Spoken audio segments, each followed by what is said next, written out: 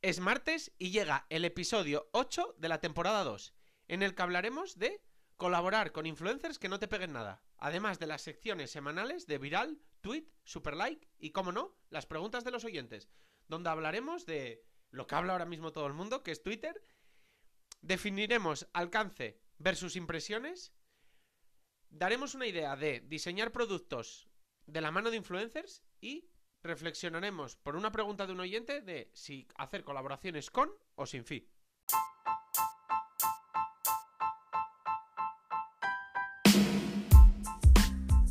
Hola, soy Iván Blanco y esto es Marketing de Influencers, un programa perfecto para todo tipo de profesionales, desde aspirantes a influencers, pasando por influencers, creadores de contenido, marcas, emprendedores y por supuesto todo tipo de profesionales del marketing.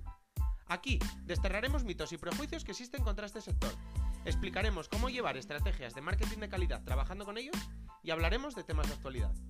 No olvidéis suscribiros en cualquier plataforma de podcasting para estar atentos a nuevos episodios y dejar 5 estrellas si me escucháis desde Spotify. Abrocharos los auriculares, que comenzamos.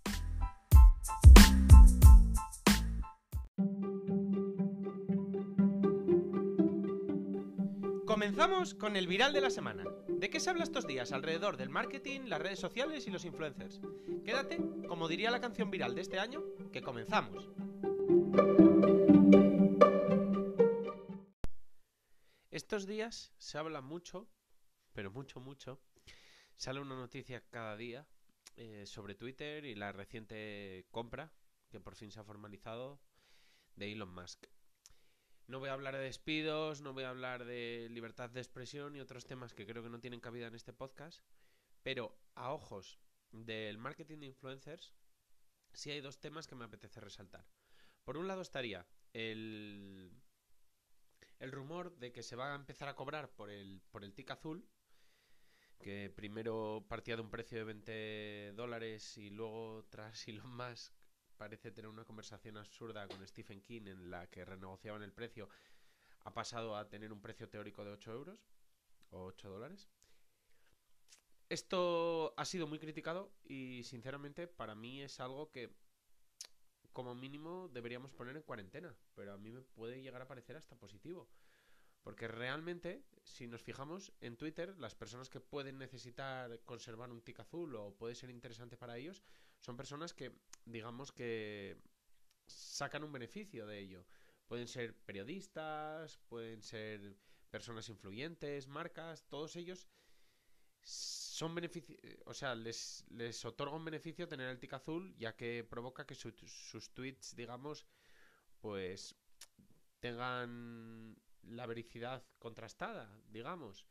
Y a la vez, pues, por ejemplo, hace poco yo le leí a un periodista como para él era bastante importante conseguir el tic azul. Es más, estaba enfadado por ello porque todavía no lo tenía, porque para su trabajo le era bastante útil. Entonces, digamos que un precio de $8, incluso $20 al mes, para personas a las que esto les otorga un beneficio y les interesa tenerlo, me parece un precio realmente interesante y además me parece un precio, digamos que es la corriente que deberían llevar a cabo las redes sociales, que es cobrar más bien a las personas que sacan algún tipo de recompensa en las redes sociales en vez de a los usuarios, que al final pues solo la usan como ocio, son los que incluso les dan un beneficio a esos usuarios más premium, digamos. Y la verdad es que me parece un camino bastante correcto y bastante útil. Y si además ese tic azul eh, viene acompañado de otras ventajas, como digamos un superusuario, para superusuarios ya de esa red social, que son personas que la usan mucho y que les dan muchos beneficios, es que me parece el camino correcto. Y por otro lado, se ha hablado, bueno, él hizo una pequeña encuesta, claro, sus pequeñas encuestas son votadas por millones de personas, sobre si debía volver Vine. Y al final, Vine fue una aplicación que yo no entendí muy bien en su momento por qué la cerró Twitter, porque no era la plataforma más exitosa del mundo, pero para nada me parecía un fracaso. Y se ha visto con el tiempo que era el camino correcto. Al final ahí está TikTok, que está haciendo básicamente lo mismo que hacía Vine, porque al principio TikTok eran bailes, pero ahora TikTok se parece mucho a Vine en muchas cosas.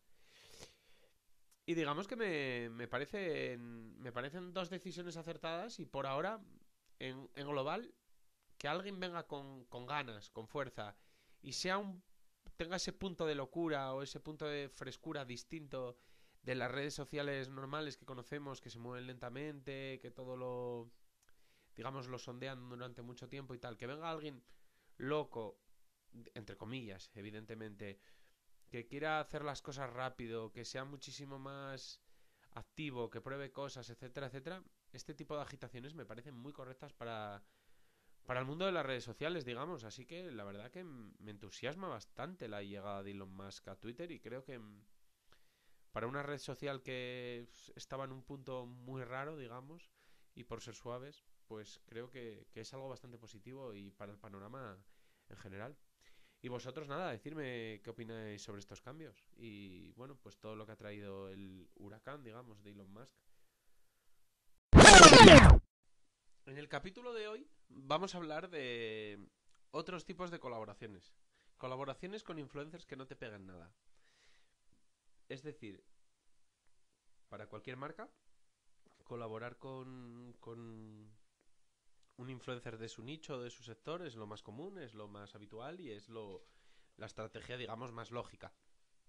Sin embargo, colaborar con un influencer que para nada tenga que ver con tu sector, con tu marca ni con tu nicho, evidentemente,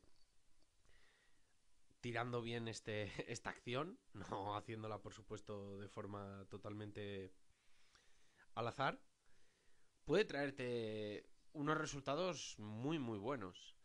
Os voy a poner un ejemplo. Imaginémonos que somos una marca de coches.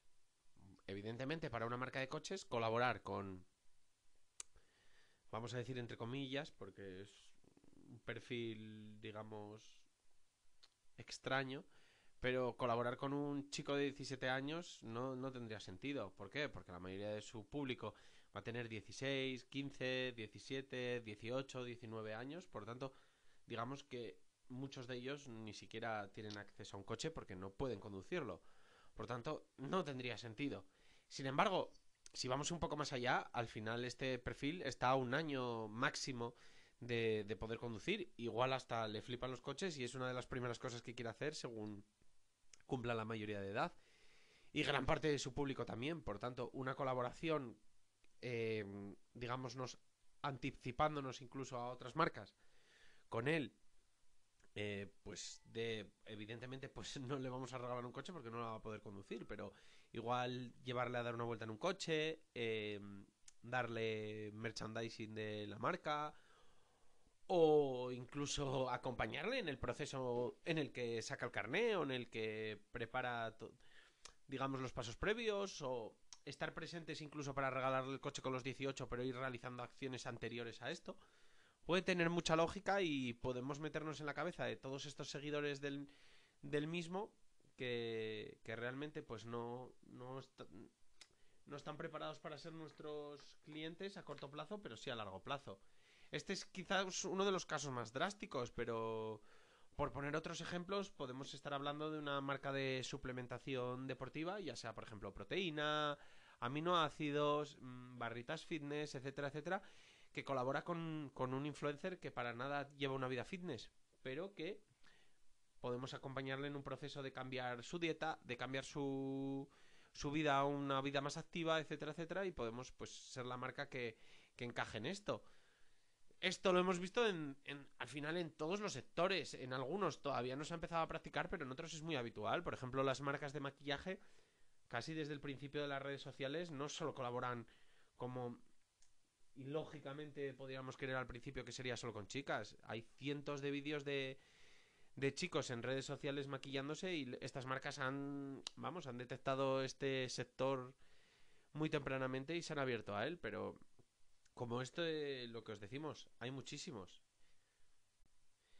En cuanto a las ventajas de este tipo de colaboraciones, yo veo cuatro muy, muy, muy claras. La primera es que te abres a un nuevo mercado, a un nuevo nicho incluso posible de clientes.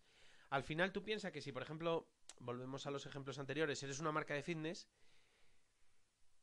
tu mercado está masificado. Es decir, todos los influencers de fitness, si no has colaborado tú con ellos, ha colaborado otra marca y todo, digamos, todos sus seguidores ya les has impactado, tanto tú como toda tu competencia, cientos de veces. Por tanto, digamos que el mercado está muy masificado, es muy difícil ya diferenciarse. Sin embargo, si te abres a nuevos mercados, a públicos que igual ni siquiera sabían de la existencia de tu producto, pues es una forma de conquistar nuevos, digamos, territorios. Por otro lado, y este es que es muy personal, mi opinión, pero yo creo que estamos todos de acuerdo, que te aprovechas un poco de la credibilidad que puede aportar ese influencer, ya que para mí, cualquier tipo de influencer, ya sea del sector que sea, cuando habla de otro sector y de un producto de otro sector, es cuando, digamos, más me lo creo. Que es algo como que debería ser muy estúpido porque debería ser todo lo contrario. Pero me parece que es cuando más sincero es. Es decir, por poner un ejemplo, y es que esto me ha pasado totalmente y exactamente así. Hace poco le escuchaba hablar a un influencer de fitness, recetas, todo esto, del coche que se había comprado, que además en este caso yo creo que no era colaboración, pero imaginémonos que pudiera serlo. Y hablaba de ese coche y de cómo le había sorprendido y de las ventajas que tenía y tal. Y digamos que fue cuando más me lo creí porque realmente creía de que estaba hablando sinceramente y que era totalmente honesta esa recomendación. Pero como en muchísimos más casos, como al final son temas de los que nunca han hablado, cuando te hablan de ellos te da la sensación como de, ah, mira, me está contando algo muy interesante. O me está aportando algo que de verdad creo que lo hace porque tiene la convicción. La... Vamos, esta yo creo que es la más subjetiva, por lo menos a mí me pasa, pero creo que de verdad ocurre muchas veces. Luego, la tercera ventaja que yo veo es el branding. Al final, tú piensas que muchos de estos seguidores no van a conocer ese producto, ese servicio, por tanto, o sea, no van a ser, digamos, conscientes de la existencia del mismo. Por tanto, vas a hacer mucha acción de branding porque vas a meterte en su cabeza y ellos te van a tener como la opción más válida o la única opción incluso si en algún momento les surge la necesidad de tu producto o servicio. Por tanto, puede ser una forma muy intangible de medir esa colaboración, pero puede ser uno de los beneficios más interesantes. Y por último, y no menos importante, entre todas estas ventajas y beneficios, eh, puede ser más fácil de realizar la colaboración. Porque realmente el influencer no tiene cubierta, como quien dice, con ninguna marca esa necesidad o no ha hecho nunca una colaboración por ese lado, entonces ni te vas a encontrar con cláusulas de exclusividad. Le vas a cubrir a él una necesidad que con un producto o un servicio que quizás necesite, o sea que le va a venir muy bien, con lo que puedes bajar el fee o incluso solo hacerlo a cambio de producto. Igual incluso le hace ilusión que le hablen de otro nicho, entonces creo que puede ser mucho más fácil o mucho más factible conseguir colaborar con influencers de otros sectores, a diferencia del tuyo, que al estar tan masificado, digamos, el sector, normalmente, te va a costar más, pues, digamos, realizar colaboraciones rápido, fácil e incluso baratas, digamos. Y ahora vamos un poco a lo importante. Estas serán las ventajas, pero lo importante es lo que decía al principio, que salirnos totalmente de la dinámica general pueda tener muchos beneficios, no significa que por salirnos de cualquier manera vaya a tener beneficios. Es decir, no va a servir cualquier influencer, no va a servir cualquier estrategia. Va a haber que tener una estrategia incluso más compleja o que nos lleve más tiempo diseñar que con una estrategia, con un influencer de nuestro sector habitual. Entonces, algunos trucos para que estas estrategias nos salgan digamos, lo mejor posible. El primero, para probar otros nichos o saber qué otros nichos nos pueden ser interesantes, igual una inversión pequeña en Facebook Ads de 1 o 2 euros, pues imaginémonos que tenemos una marca de fitness, pues vamos a meterle 1 o 2 euros a personas que les interesa el gaming, a personas que les interesan los viajes, a personas que les interesan los vídeos de maquillaje, a personas que les interesan los vídeos de recetas, a personas que les interesan los coches. Pues nos puede ayudar un poco con esos 1 o 2 euros. No digo que sea la mejor forma de... bueno, la única y mejor forma de medirlo, pero puede ayudar. Pues nos puede ver un poco por los números que nos depare esa inversión, a ver qué, digamos, sector o qué nicho pues puede estar más interesado en nuestro producto, le puede llamar más la atención o, digamos, le puede impactar más. Y al final, pues, podemos hacer una inversión previa de 10-20 euros, que igual incluso si tenemos una venta, pues ya podría ser casi incluso beneficiosa. Y bueno, pues observando un poco podemos decidir entre varios nichos cuál puede ser el más interesante. Luego, por otro lado, me parece muy importante en esto que hacer un brainstorming con el resto del equipo. O si en el caso de que no tengamos un equipo, pues tú mismo reflexionar bastante con ello. En plan, pensar en las estrategias, incluso antes del anterior paso que hemos dicho, para ser original buscando estos posibles nuevos públicos objetivos. Es decir, lo que decíamos antes, no es tirar una moneda al aire y decidir. Al final, pues, como estábamos diciendo en el ejemplo del coche, ese ejemplo está, digamos, muy bien tirado, porque tenía lógica que un chaval de 17 años estaba un año de sacarse el carnet de conducir, entonces podía ser un público objetivo potencial y digamos que era un poco adelantarse a la situación. Entonces este tipo de estrategias, cuanto mejor tiradas estén, mejores resultados nos van a dar. Y por último, al final, estar fuera de ese sector que vamos a atacar, ya sea porque nuestro producto o servicio no encaja con el mismo, porque normalmente estamos observando más a los influencers de nuestro sector, etcétera, etcétera, nos puede llevar a estar un poco desconectados de otros sectores. Entonces, para esto es muy útil, digamos, aprovecharnos de amigos y familiares que pues tengan otros intereses o otros hobbies diferentes a los nuestros y nos puedan dar esa información, digamos, un poco más exclusiva o un poco más difícil de conseguir por nosotros, incluso por nuestra competencia. Pues por poner un ejemplo, si volvemos otra vez a la marca de fitness, si tenemos un amigo o un familiar que le encantan los streamers de videojuegos y un día, pues viendo un streaming de cualquiera de estos creadores, él deja caer que va a empezar al gimnasio en enero, pues digamos que si nos da esta información y nosotros le escribimos para ofrecerle suplementación deportiva, pues además de que va a encajar muy bien, nos vamos a adelantar a digamos, nuestra competencia que igual no le sigue o no está atenta a esto y digamos que va a encajar muy bien la colaboración. Así que bueno, pues aprovecharnos de estos contactos que tenemos entre familiares y amigos que tienen otros intereses, otros hobbies diferentes a nosotros, pues nos puede ayudar mucho a que la colaboración vaya a buen puerto. Y nada, pues estos son un poco los trucos para que nos salga lo mejor posible y las ventajas de ello. Decidme qué pensáis, si habíais alguna vez reflexionado alrededor de ello, si os parece buena idea, si no, etcétera, etcétera. Os escucho, estoy atento y nos vemos en el mail, como siempre, donde podemos seguir hablando de este tema.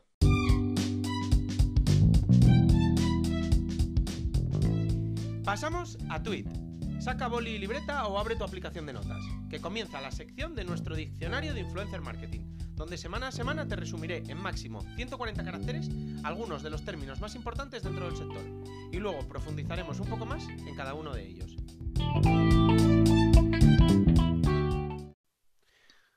Hoy en Tweet es un poco distinto porque en la extensión de un tweet vamos a intentar diferenciar alcance versus impresiones. Vamos a ello. Alcance es el número de usuarios que han visto tu contenido, mientras que las impresiones son el número de veces que las han visto. Yo creo que con esto a todos nos queda un poco claro la diferencia entre alcance e impresiones. Sin embargo, yo quería ir un paso más allá. Queda claro que el alcance es a los usuarios que hemos alcanzado con cualquiera de nuestros contenidos, mientras que las impresiones, pues bueno, podemos haber alcanzado a 10 usuarios, pero si 3 de ellos lo han visto 2 veces, pues al final son 13 impresiones. Hasta ahí perfecto. Pero a la vez me parece que es una cifra muy importante en marketing, pero muy poco útil dentro del mundo de los influencers. Y que al final creo que es una marca que, o sea, que es una cifra que muchas veces se pide, pero digamos que me parece inútil. Yo lo entiendo perfectamente dentro del performance marketing, por ejemplo en Facebook Ads, porque al final es muy importante saber cuántas personas has alcanzado con un anuncio, pero cuántas impresiones ha tenido un anuncio, porque, vamos, no sé vosotros, pero yo he visto muchas veces un anuncio 3, 4 y 5 veces en mi Instagram, por ejemplo. Entonces, pues para la marca es muy importante saber eso, porque no es lo mismo haber alcanzado a 5 personas que haberme mostrado a mí el anuncio 5 veces. Sin embargo, dentro del influencer marketing, digamos que al final es un dato residual por una cosa muy sencilla. La mayoría del contenido tiene más o menos el mismo alcance que impresiones. Es decir, rara vez a mí me ha salido un TikTok 2 veces. Rara vez a mí me ha salido una publicación en Instagram 2 veces. Y si me ha salido ha sido recargando la pantalla, con lo que tampoco me parece importante, porque ya lo único que quieres es pasarla. Las stories, pues simplemente das atrás muchas veces, pues cuando quieres ver algo con más atención, o no has entendido algo de la story, o se te ha perdido algún dato. Pero realmente, digamos que el número me parece totalmente residual. Entonces, pues venía un poco a eso, un poco el análisis. Evidentemente, sí que me parece importante, y cualquier estudiante de marketing tiene que saber diferenciar el alcance de impresiones, y me parece muy importante en cualquier reporte, digamos, de publicidad, pero a la vez, que como se pide, por eso me llama la atención, se pide, se incluye en la mayoría de media kits, etcétera, etcétera, al final ya no me parecía tan importante. Y esto es una reflexión a la que llegué el otro día, porque la verdad que yo como... Pues muchas veces como actuamos todos, por un poco por la inercia, yo era de los que pues en cualquier reporte, en cualquier media kit, siempre incluía alcance, impresiones, pero un poco, digamos que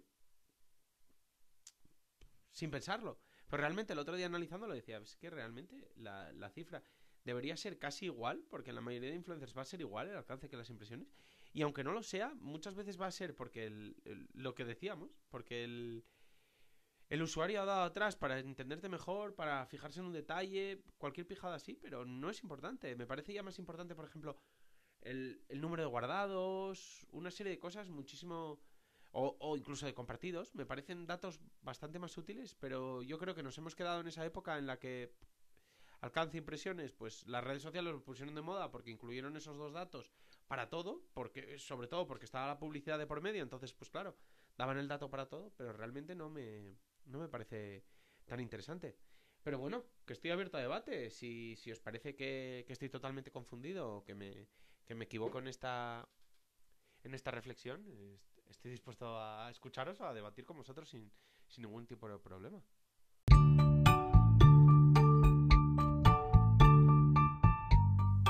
Otro super like, una semana más. Aplicaciones, webs, perfiles de influencers, de creadores de contenido, una película, series, libros. Cada semana una recomendación intentando aportar valor en tu carrera profesional o en tu vida en general. Hace unas semanas os hablaba en la recomendación de la semana un poco de lo de crear packs con los influencers. En ello reflexionaba un poco de lo barato que podía salirnos esto, incluso digamos que no podía crear un incremento en la colaboración, porque al final, pues bueno, era hacer un pack pues con los productos igual que había elegido el influencer para hacer la colaboración. Pero hoy os voy a traer digamos, un giro de tuerca más a esto, que sí que por supuesto creo que puede incrementar el coste de la campaña, pero que puede ser muy interesante, que sería el producto diseñado por el influencer. Aquí vamos un paso más allá, porque evidentemente tiene tanto un coste para nosotros, porque hay que diseñar un nuevo producto, como quizás en la colaboración, porque el influencer al, digamos, volcarse más en la colaboración, tener que realizar un mayor trabajo, incluso darle nombre a un producto, pues evidentemente puede llevarse un mayor fee. Pero es que me parece de verdad una estrategia muy interesante. Vamos a poner dos ejemplos claros. Hamburgueserías. Lo he visto últimamente y me parece muy interesante lo de sacar una hamburguesa con un perfil de influencer foodie. Es que me parece básico porque además, si, por ejemplo, para la base de seguidores de ese influencer foodie van a querer probarla. Van a querer probar esa hamburguesa, seguro. Luego, por parte de él, la va a anunciar con, digamos, con más entusiasmo, porque al final es un producto diseñado por él y le va a entusiasmar más. Sea como sea, le va a entusiasmar más. Pero además es que da cabida, vamos a poner un ejemplo. Imaginémonos que este influencer foodie, pues, es un perfil que le gusta mucho el picante o que juega mucho con el aguacate. Pues da cabida a esos guiños, digamos, al personaje. Pero igual que os hablo de esto, pues os hablo de belleza, por ejemplo, con una influencer de belleza, sacar un pintalabios, digamos, diseñado por ella, pues jugando un poco con los colores que más usa, con la forma que tiene de maquillarse y que la forma del pintalabios. Detallitos así, ya no hablo solo de ponerle su logo o su nombre al pintalabios, porque ahí sí que la veo la típica campaña antigua que se hacía con los famosos, que bueno, pues era un poco firmado en el producto y ya está. No, hablo un poco de, digamos, que se involucre dentro del proceso de desarrollo del producto, con lo que va a tener cierto aroma a ella o a él, y digamos que el producto va a encajar mejor tanto con sus seguidores como dentro de la promoción del mismo le va a entusiasmar más. Sí, añade costes, por supuesto, pero creo que bien tirada es una idea de colaboración muy, muy interesante. Se me ocurren cientos de ideas en casi todos los sectores, digamos. He puesto un par de ejemplos, pero es que se puede trasladar a todo, a moda, a, a fitness, es que a casi todo. Digamos que al final es una forma incluso de muchos de estos influencers tarde o temprano acaban sacando sus propios productos, por tanto es incluso una forma de pararles antes de que sean tu propia competencia o incluso de que en vez de que sean tu competencia sean tus socios. Porque si el producto funciona muy bien, pues puedes seguir poco a poco sacando productos con él, incluso integrándolo dentro de tu proyecto. Y ya está, bueno, esta era un poco mi idea. Decirme qué os parece, si se os ocurren algunos ejemplos exitosos o no exitosos y bueno, qué opináis y si os gustaría hacerlo en vuestros propios proyectos o si vosotros como influencers os gustaría hacerlo o incluso habéis recibido ofertas, las habéis rechazado, os han entusiasmado, etcétera, etcétera. Contadme un poco.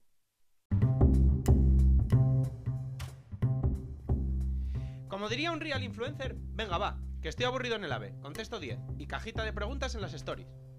Fuera bromas, en esta última sección iremos resolviendo algunas preguntas que me enviáis al mail hola@marketingdeinfluencers.com y que por supuesto os he resuelto en privado, pero que comentándolas también por aquí podemos aportar valor a más personas.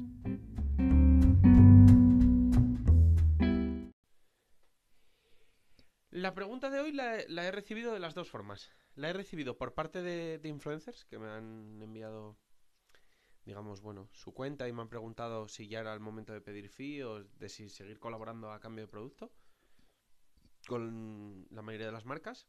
Y la he recibido también de marcas preguntándome cuáles eran las ventajas o si era interesante colaborar a cambio de fee o solo de producto. Porque muchas veces, inequívocamente, muchas marcas creen que colaborar a cambio de producto es mucho mejor que colaborar a cambio de producto más fee. Digo equivocamente porque no siempre es el caso. Es decir, y ya entro dentro de la explicación. No por ser más barato es mejor o no lo más barato es lo mejor. Es decir, la típica frase de lo barato sale caro.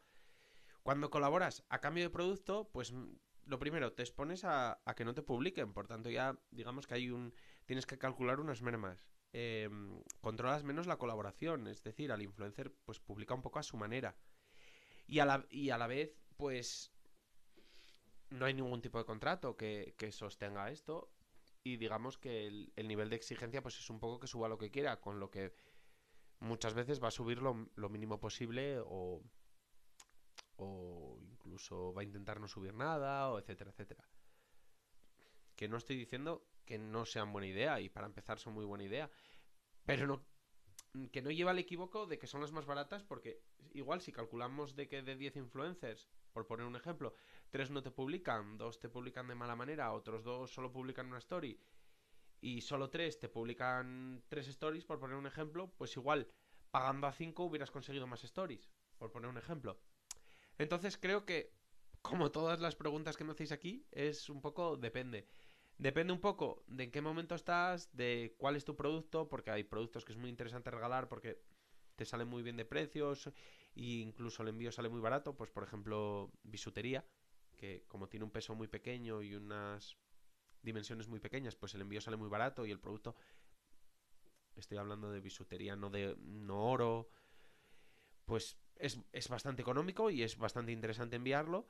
Hay otras colaboraciones en las que el producto es más caro, por tanto yo ya me interesaría o optaría siempre por pagar un fee, porque al final te sujeta más. Si tú, por ejemplo, estás enviando PlayStation 5, pues me parece más interesante además pagar un fee y firmar un contrato que solo enviar una PlayStation 5 y que no te publiquen, por poner un ejemplo. No digo que sea el caso, porque evidentemente sé que Sony eso lo tendrá perfectamente atado, pero era por poner un ejemplo. Entonces, pues viene un poco por ahí. Al final tienes que ver un poco qué es lo que más te interesa dependiendo de tu producto y si tienes presupuesto, pues mejor muchas veces el fee, si sobre todo quieres una campaña muy...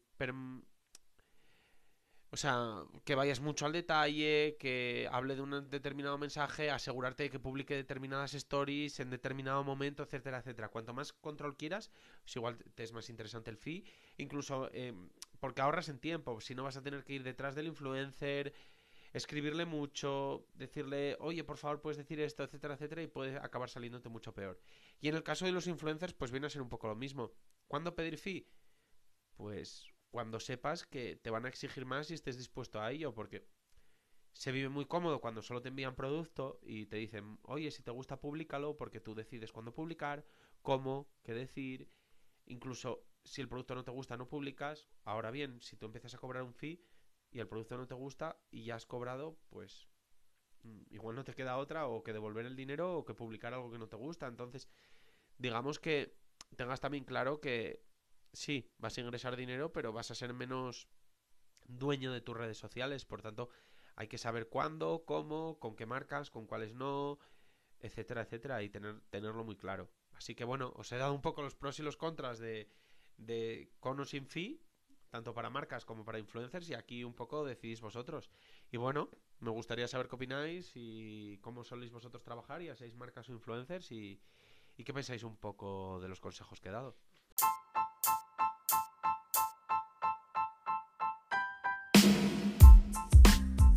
Y hasta aquí el programa de hoy. Muchas gracias por escucharme. Ya sabéis que os resuelvo cualquier duda y os leo en hola@marketinginfluencers.com. Me hace muchísima ilusión que me escribáis y contesto a todo el mundo. Y por supuesto, pasaros por mi web marketinginfluencers.com, donde encontraréis muchos más contenidos en diferentes formatos. Os dejo todos estos enlaces y alguno más de interés en la descripción. Nada más y hasta la próxima.